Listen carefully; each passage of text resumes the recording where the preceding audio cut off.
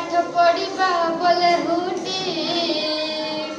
जाति धर्म भेद भाव भूलिबा बोले होटी विद्यालय पर मंदिर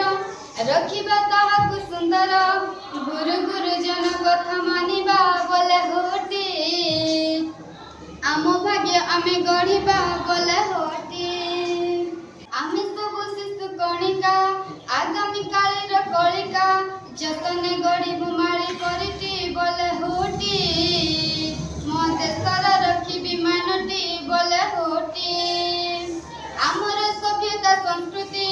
करिबा ताहार उन्नति अंतरे रखी प्रेम भावटी बोले होटी मो जातिर रखिबी मानटी बोले होटी प्रযুক্তি क्षेत्र लगेई देश को नेबा तो आगेई विश्व रे होइबा श्रेष्ठटी बोले होटी